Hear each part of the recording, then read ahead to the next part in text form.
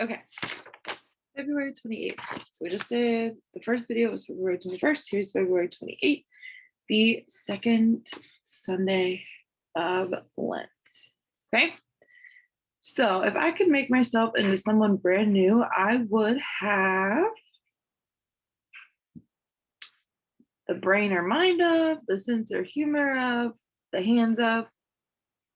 Your new name would be. So if you could be anyone you wanted to be, design that person. Okay.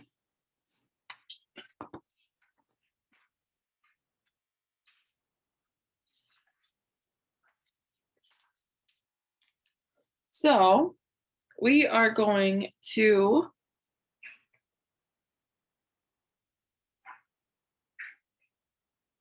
take a look. Sorry, I'm just trying to gather my thoughts here because I forgot. But I want you guys to read Miranda's Peaceful Sports with your family. And it talks about a form of self-defense that does not wish to injure the attacker. It requires self-knowledge and a peaceful heart. Okay, so I want you to read that and then answer the questions at the bottom.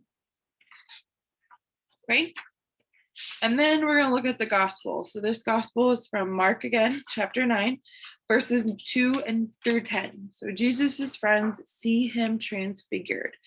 And if you were in my class as a 5th grader and are now 6th graders, you may remember talking about the transfiguration. So Jesus took Peter, James, and John and with him up on a high mountain. They saw him transfigured. His clothes were dazzling white, whiter than anyone could bleach them. Then they saw Elijah and Moses talking to Jesus. Peter says, "Rabbi, it's good for us to be here. Let's build 3 tents, one for you, one for Moses, and one for Elijah." Peter did not really know what to say. He and the other disciples were terrified at what they had seen. As Peter spoke, a cloud came over them all. Its shadow covered them. A voice spoke from the cloud. "This is my beloved son. Listen to him." Peter, James, and John looked around. No one but Jesus was there. Jesus said, "Don't tell anyone what you have seen until the Son of Man rises from the dead." So they didn't tell anybody about the vision, but among themselves they discussed what rising from the dead meant. So if the two people with Jesus reveal his future, who are Moses and Elijah? So you gotta kind of dig deep there. So remember, Moses led the Israelites out of slavery in Egypt and gave them the commandments, okay? And then Elijah was one of the greatest prophets. So who speaks from the cloud? And what does this voice reveal about who Jesus is? So God speaks. And remember, Jesus is God's only son. What is Peter's dream or vision for Jesus? So Peter envisions Jesus as a mighty Messiah. And what is Jesus's vision for the future, or for his future and that of his friends? So think. Okay? So Jesus sees he must suffer, die, and rise so his friends can have new life, right? He's crucified on the cross to forgive our sins so that way we can live in eternal peace with him. Okay? So Jesus calls us to glory. We always read the gospel story of the transfiguration on the second Sunday of Lent. We see the glory of Jesus that will follow his resurrection. This gospel reminds us that even though Jesus will suffer and die on the cross, he will rise in glory and win for us a new life forever in heaven. We can picture the scene of Jesus and his friends at the transfiguration. His clothes became dazzling white, perhaps almost too bright to look at.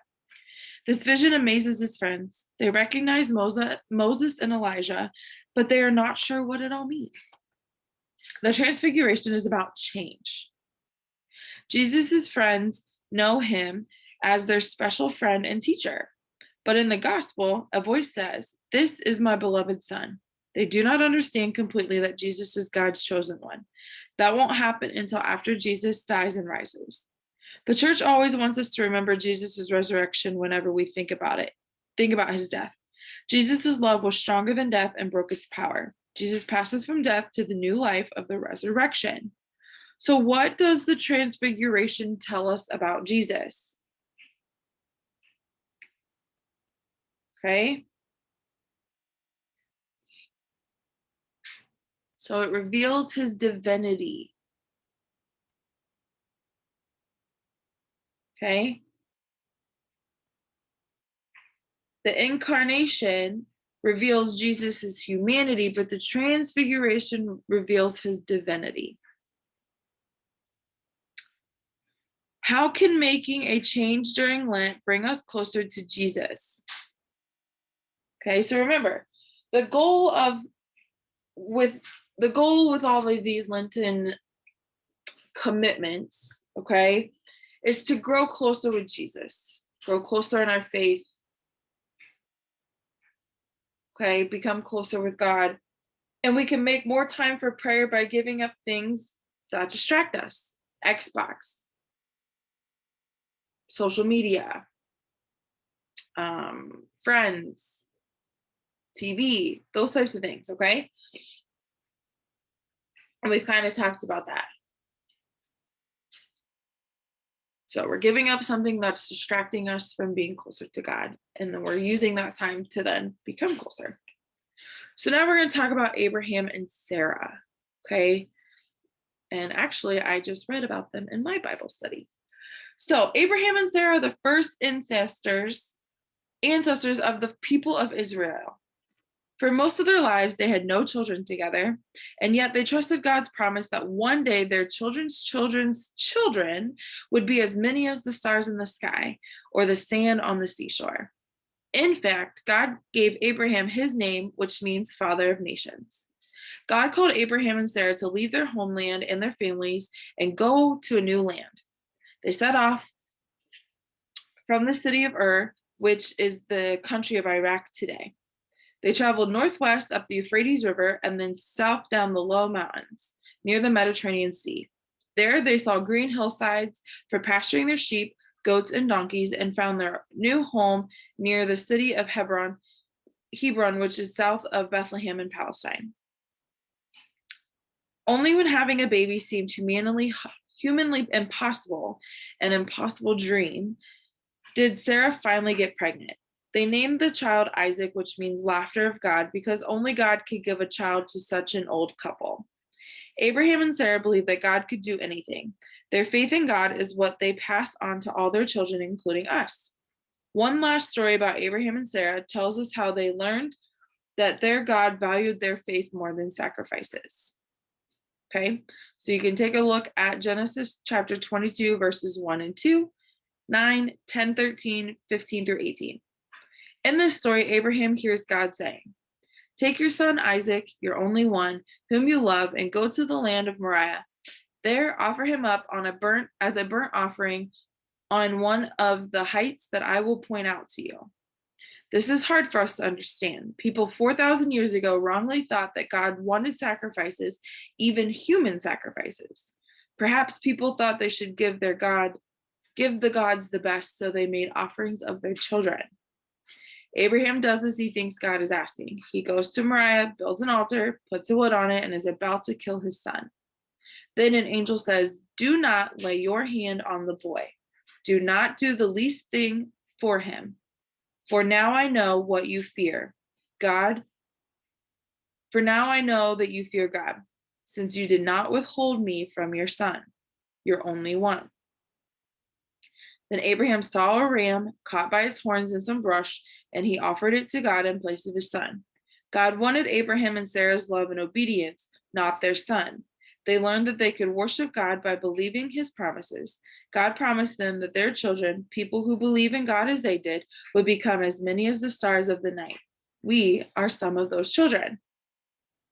Okay, so look at the three pictures here, and you can use these illustrations to tell the story of God, Abraham, Sarah, and Isaac. Okay, so Abraham and Sarah were told to leave their land, go settle in this other place. So they did, and they were told that they would have children, and their children would have children, and their children's children would have children. It would be a growing family as abundant as the stars in the sky and the sand in the ground. But they were very old, so they questioned God. We don't have any children yet. We're getting older. How are we supposed to have this abundance of family if we don't have children yet? And so God told him to be patient, that Sarah would have a son, and she did in her old age, and they named him Isaac. Okay, so they trusted in God, and then God again said, Abraham, take your only son and go offer him as a sacrifice. So they didn't doubt God. They walked out there again, and he began to prepare this sacrifice when the angel stepped in and said, we get it. We see you. You believe in God. You trust in him. You don't want to upset him, but don't sacrifice your son. And then that's when he saw the ram, and they give the sacrifice. But it showed to God that they were willing to do whatever it was that God asked them to do. Okay? So what promises that God has made to us do you believe?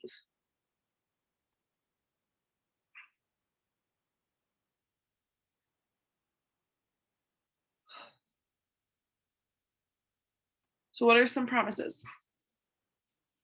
Do you believe that God will always be with you? Do you believe that he'll raise you to a new life after we die?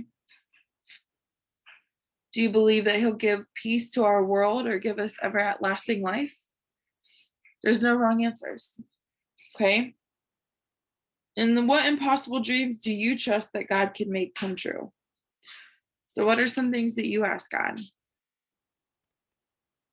And it's crazy that this is what we're talking about, because if I had my book down here, this is exactly what my Bible study is telling me. That there's nothing too big that God can't do. Sometimes we doubt the ability, and we hate to ask for guidance or assistance or help from him because we think it's too big. That's never going to happen. It's too big of a prayer. It's too big of a wish. It's too big of a dream. But there's nothing too big that God can't do. Okay, just remember that.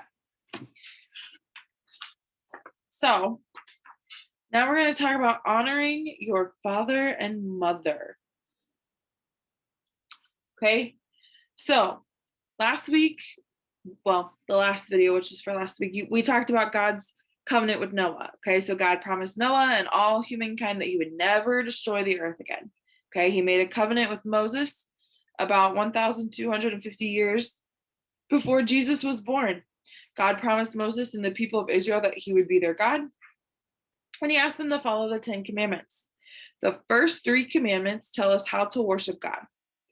Then the other 7 tell us how to respect and honor other people. And you're going to learn about these 7 sacraments or these 7 commandments during Lent.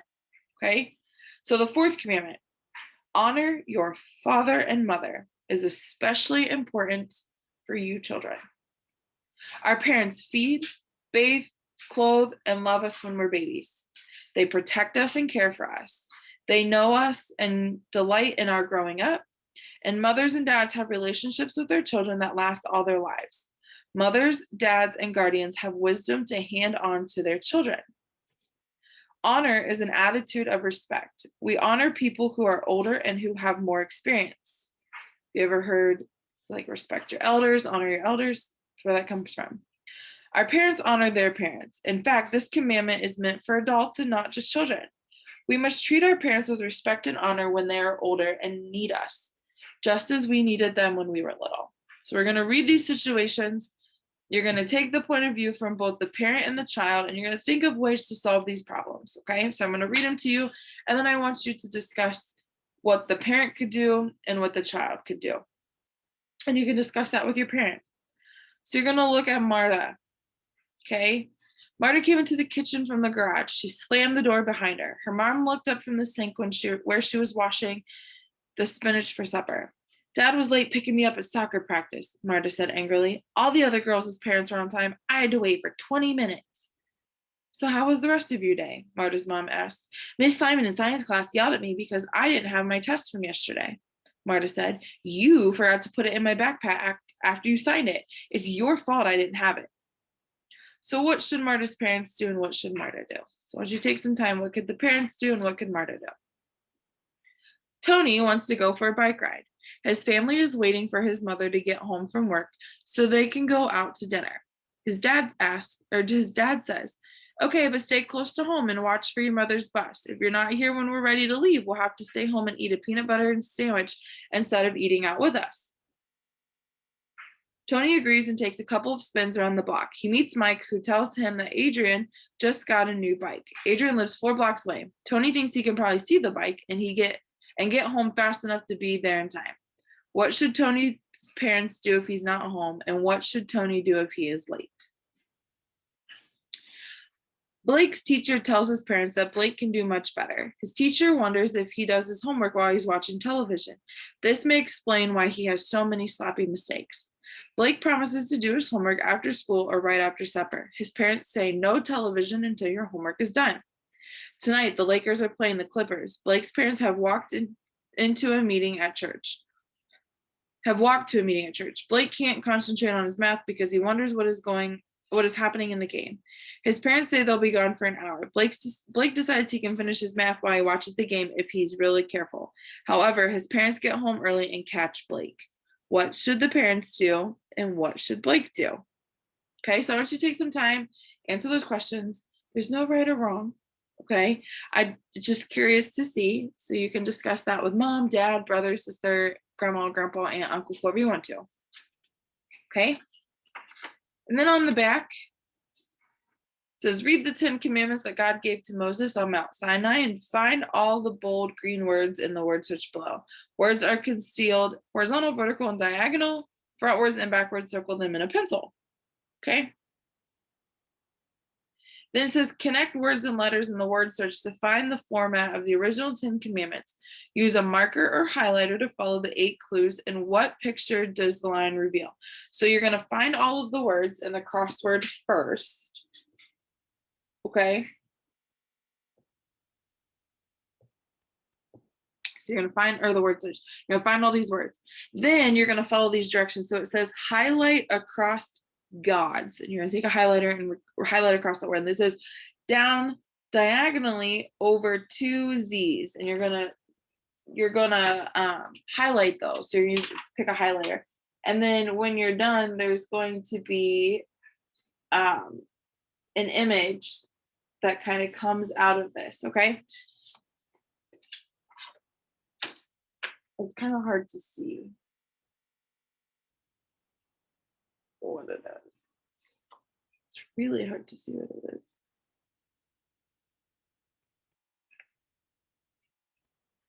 I have not done it yet myself. I just have my booklet, but there'll be a little image that kind of pops out of that. Okay, so again, I will share videos with this lesson, and then I'm going to go ahead and record March 7th. That way it's there for you guys. And I'm going to do that next.